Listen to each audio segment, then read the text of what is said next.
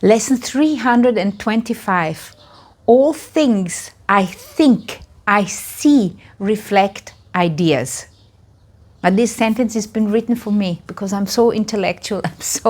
I am so head-centered because I'm thinking all the time.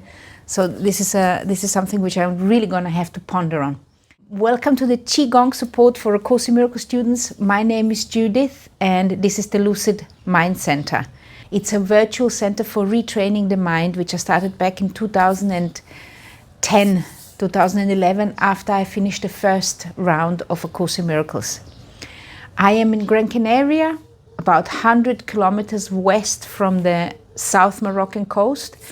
And this is part of the Canary Islands. There is 8 Canary Islands, and those Canary Islands, they belong to Spain. They have been conquered by Spain about 500 years ago or something.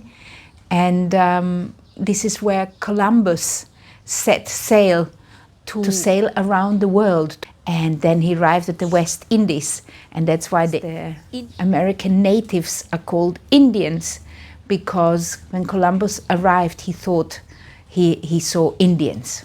But as a matter of fact, they were the Native Americans. And the reason why he set sails from the Canary Islands is because there is a stream which makes the sailing over to the Americas easier. Not sure why I'm telling you this, but it must mean something to somebody who is listening. The reason why this is called Qigong support is because I'm going to guide you to Qigong classes, which I have recorded with the intent to help us, help you and me to internalize the Course in Miracles lesson better, to reconnect to our true self and hear that voice for God, that Holy Spirit. Let's begin reading our lesson together, and I'm going to give you more instructions at the end. Lesson 325. All things I think, I see, reflect ideas. So this is all things that I think that I see, reflect ideas. This is salvation's keynote. What I see reflects a process in my mind, which starts with my idea of what I want. From there, the mind makes up an image of the things the mind desires, judges valuable, and therefore seeks to find. These images are then projected outward, looked upon, esteemed as real, and guarded as one's own. From insane wishes comes an insane world. From judgment comes a world condemned.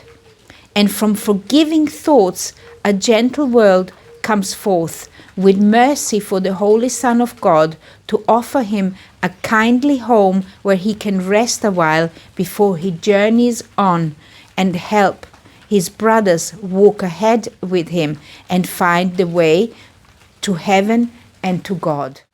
And the prayer goes like this: Our Father, your ideas reflect the truth, and mine apart from yours, but make up dreams. Let me behold what only you reflect, for yours and yours alone establish truth. It's very interesting, this sentence and this whole lesson here, related to the thoughts which I had before I started reading the lesson. I've been thinking about why I came to Gran Canaria and how it actually happened that I arrived at this island. And I did not even know where the Canary Islands were when I first set sail, if you will, to arrive here, because it took about a 5-day journey. It took almost a week to actually arrive here. It took me 5 days to arrive at the southern coast of Spain, and then it takes 2 days on a car ferry to actually arrive at the islands. It still goes like that. It still takes 2 days. And so it's rather far in the south. It's basically in Africa. It is basically North Africa here where we are. And I remember the reason why I ended up here is because I wished to live somewhere where it was always warm and where there was no poisonous animals. This was like a big desire of mine. I didn't even know where on the planet such place existed and if it existed. I just remember that when I was about 14, 15 or something, we were talking, must have been in geography, and one of the teachers said that there was these islands where there is no poisonous animals, where there is no snakes and spiders. There's no poisonous snakes and spiders. And I was like, that's where I want to live. And then on another occasion, another teacher said that there is somewhere there is never winter. It never gets cold. It's always warm all year round. And then I said, that is where I want to live. He probably wasn't talking about the Canary Islands, but this is what my desire was. My desire was to live somewhere where it was always warm, coming from cold Vienna in the winter, and where there was no poisonous animals. And I never kind of went any further to decide, or Spain was never on my mind. I never wanted to live in Spain. And then a few years later, I actually arrived here and figured out that these islands actually don't have a winter really. We have got spring and autumn, and that there was no poisonous animals. And then later on, as I learned more about manifesting and so on, those things which are very popular in the world nowadays, I learned it's not that necessary to have every single idea drawn out what it is you want to achieve. It is kind of a desire within which is going to manifest what you want, and then allowing the universe or God to arrange it for you, to make it happen for you. And it's like it says it here, all things I think, I see, reflect ideas. This is salvation's keynote. What I see reflects a process in my mind which starts with my idea of what I want. And what I wanted is just not be in the cold no more. I didn't want to be in Vienna no more. I wanted to really be in Croatia. That was not an option because I couldn't travel there alone. I had to be in Vienna with my parents, and then later when I could travel alone, the war started, so that was not an option either. So I couldn't go to Croatia, but I wanted to go somewhere different than living in Austria. And I want you today actually to observe those thought processes, how in the past certain thought processes created today's reality for you, and also observe it on a short term. So kind of thought processes and desires and wishes which can instantly create a result. Thinking something in your mind, maybe about a colleague, and then that colleague actually answering the question you have in your mind. How quickly that can actually happen, showing us that our minds are connected. So it goes on to say, from there, the mind makes up an image of the things the mind desires, judges valuable, and therefore seeks to find. These images are then projected outward, looked upon, esteemed as real, and guarded as one's own. From insane wishes comes an insane world. From judgment comes a world condemned. And let's think about those insane wishes. When we have insane wishes, we end up having very strange situations. We find ourselves in very, very strange situations in our life because we have uttered insane wishes. We maybe wished something bad onto somebody else. And this then comes around, goes around, comes around. And then this madness actually might manifest in our own life. You want to wish and make it desires with that benevolence within you, with that kindness within you. For example, somebody who's hurt you. I wish this person is going to experience this, what they have done to me. You are actually sending out an insane wish, and that insane wish is going to create insane situations within your own life, because somewhere deep inside you're going to feel guilty for uttering that wish, uttering that desire, uttering that thought, that judgment in your mind. Because each thought which you are allowing to linger in your mind, each thought will then create a situation in the world which you then going to experience that thought in one way or the other. And there's another thing which I want to tell you about Christopher Columbus leaving the Canary Islands and arriving at the West Indies. at the Jamaica and these islands. I don't know which one of the islands he landed first. When the Spanish and the Portuguese actually arrived with their ships there, and Christopher Columbus, he was actually Italian as far as I understand. Cristobal Colon. They called him Cristobal Colon in Spanish. He was sailing under the Spanish flag. When he arrived in the West Indies, on those islands, which are there with the Jamaica and Puerto Rico and Cuba and all those islands there, the people which were there, the natives there, they didn't actually see the ships coming because they didn't expect them to be there. The majority of them didn't see them. They were like on the horizon, and they didn't see them coming. They didn't understand that there was even a threat to them. It's only some of the younger progressive thinkers who were looking on the horizon and could see the silhouettes of the fleet, and were like, there's something arriving, something coming towards us. And then the elder ones, they would say, no, there is nothing there. This is not coming. And then we'll say, yeah, there is something coming. There is something coming towards us. And only as those ships were approaching closer were the younger ones, the progressive thinkers, they were proved right. And that is also very interesting. So if you are not expecting to see something, you won't see it. You won't lay your eyes on it. And somewhere in the Course in Miracles it says, why would you wanna fly with the wings of a sparrow when you have got the wings of an eagle at your disposal?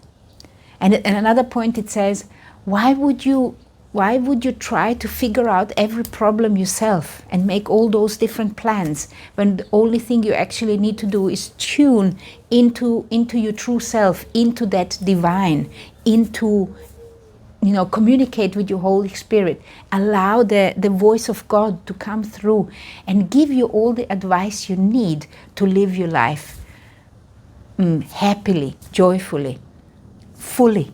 So having those bits of ideas floating in my mind, then I'm like, okay, so why am I not listening more to that voice? Why do I allow myself to overrule it with my ego, with my fear thoughts? This morning again, I woke up with anxiety, and I had the anxiety. I didn't even know why I had the anxiety. And then I was running through all the things of my life, and then I attached my anxiety to the few uncertainties and the few problems I have. And then I came up with, this is because I have got too much pressure, because all the responsibility is lying on my shoulders, because the building is not working, the building work we are working in that garage we're working on. And this is not going 100% according to plan, so I am putting this responsibility on my shoulders as well. And then the anxiety I actually attached to the building. I attached to my responsibility. But the anxiety was there before, which ended up then in a little argument with my husband. We also made up afterwards again. But it's just all very interesting for me how this whole thing now during the day has happened. And it all fits perfectly with this particular lesson, is because it's all in our mind. It all starts with the thought. And we have forgotten that we are totally abstract. We think that we are physical beings. And and as a matter of fact, even in quantum physics, we understand now that none of this, what seems to be solid to us, is actually solid. It just appears solid to us because of the frequency it is vibrating at. So that with our senses it appears to us either as a sound or a color or a solidity. So we can't move through it. So the frequency of my hands and the frequency of this table doesn't allow me to push this through. But this doesn't mean that I am actually a body. What it actually means is that I am spirit, which has a mind to observe things with, and the body to make sense of this world, this experience, this human experience I'm finding myself in. And this particular lesson is talking about that. It's talking about the thought process of how this actually works. And this has been now a long explanation, which I hope it makes sense to you. But it's not about my experience for you.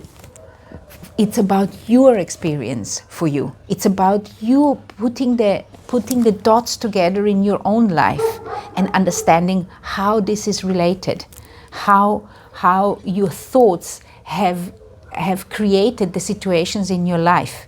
And when you understand that those thoughts have created those situations in your life, some of them are good, some of them are bad, but then taking responsibility for that and then saying, okay, the future I'm going to create differently, which we have been doing through in the course. One of the lessons was I have to recognize a problem so I can solve it, or I am disconnecting myself from the past, taking possession of the present to change the future. This is also paraphrasing another lesson. So the Course in Miracles really is a mind training course.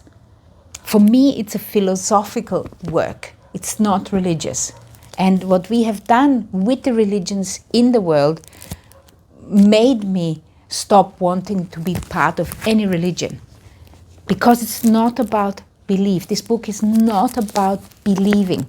This book is about knowledge. It's about understanding how your thought process works and how to change your thought process. Understanding that everything what is in this world starts with a thought, and understanding that you are a thought of our Creator, which you are actually one with, but you can't remember. This is what this whole book is trying to teach us. So let's, with this particular idea in mind, let's read this lesson again. Lesson 325. All things I think I see reflect ideas. Ideas in your mind, in my mind, in everybody else's mind too. This is salvation's keynote. What I see reflects a process in my mind which starts with my idea of what I want. I have to repeat this. What I see reflects a process in my mind which starts with my idea of what I want. What I would really, really like you to consider, that your mind is way more powerful than anybody has led you to believe. You are way more powerful. You are manifesting from minute to minute what happens in your life. We all are. Let's read this again. All things I think I see reflect ideas. This is salvation's keynote. What I see reflects a process in my mind which starts with my idea of what I want. From there, the mind makes up an image of the thing the mind desires. So what I see reflects a process in my mind which starts with my idea of what I want. So it's always starting with what do I want. From there, the mind makes up an image of the thing the mind desires, judges valuable, and therefore seeks to find. So the first thing we do is we make a judgment. Like this morning, I woke up and I felt anxiety. So it means that somehow during the night, before even opening up my eyes, I have made some sort of a judgment. And afterwards, I picked whatever there was happening in my life, which I could have anxiety about. But the anxiety was before. So there had something happen in my mind. I wanted to experience anxiety. Looking at it from right now, from this particular perspective, the reason why I think I needed to have this anxiety is because I need to unravel it in my mind. Because what on earth is happening is because I have decided or desired several times before that I don't want to wake up with anxiety. So because I have desired that several times before, now life is teaching me how this anxiety process is happening. That is what I can see now from this particular standpoint. And then I'm almost grateful for this anxiety I woke up with this morning. What I see reflects a process in my mind which starts with my idea of what I want. From there, the mind makes up an image of the thing the mind desires, judges valuable, and therefore seeks to find. These images are then projected outward, looked upon, esteemed as real, and guarded as one's own. Let's read this again. These images are then projected outward, looked upon, esteemed as real, and guarded as one's own. This is what I did with the anxiety. I woke up with the feeling, and I didn't know really why, which was even more scary to me. And then I went through, like I'm repeating again, then I went through all the issues in my life, which were not 100% great, and then I just attached it to this particular issue. I said, okay, the reason I'm anxious is because of this. That's not why I was anxious. The reason why I was anxious is because I need to learn the process of how not to be anxious in the morning. These images are then projected outward, looked upon, esteemed as real, and guarded as one's own. From insane wishes comes an insane world. And that is what I have said to you before. Is my wish to not wake up with anxiety in the morning, is that an insane wish or is it a sane wish? I don't know. But now at least I can see the connection. And this is what we want to be able to analyze in our life. What kind of insane wishes have I been having in my life, which have put me into the situation I'm in? Like, for example, this pain in my hip. Today I actually don't have hip pain. I didn't have hip pain this morning. And so then I can go through, why did I not have hip pain? My first thought is because I didn't eat very little carbs, no sugar yesterday at all. And I was craving all day long. I've been eating all kinds of fat and protein, but I decided to stay away from sugar and from carbs. But the pain is gone today. So is it because I have not been eating sugar? Is it because I have had some healing thought for my hips? I don't really know. But now I'm going to follow this for a few days and observe how does this hip pain go.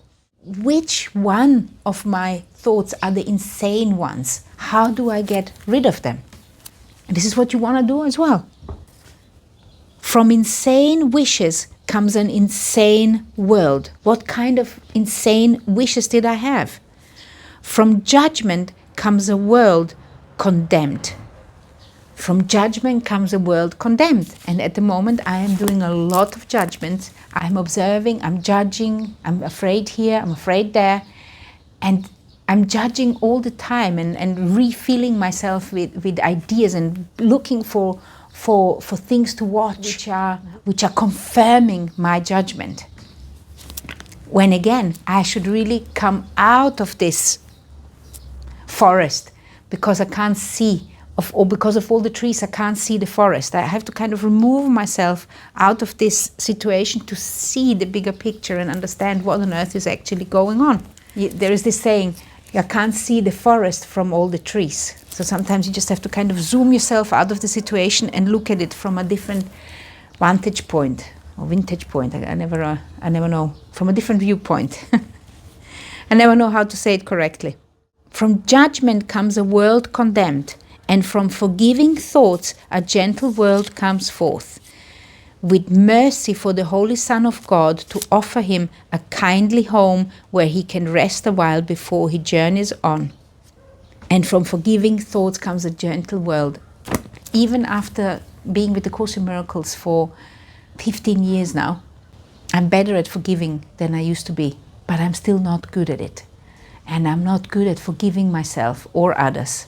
This is something which I consciously have to decide, consciously have to desire for it to actually happen.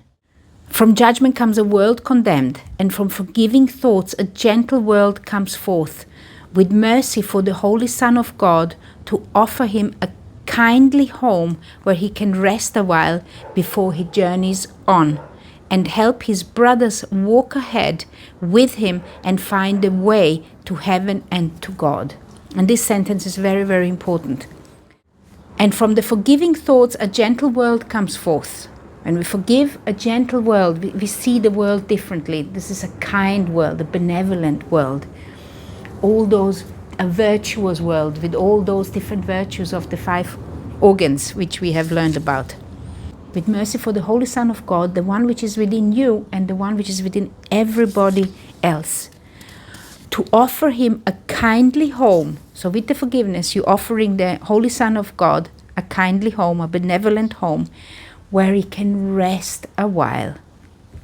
So that Son of God within you, you offer him a home where he can rest a while, where he can find, return to his senses, where you yourself can return to your senses.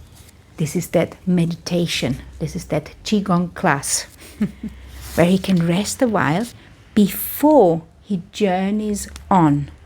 So you go in, you go into the meditation, you rest for a while, and then you journey on to help his brothers walk ahead with him and find the way to heaven and to God.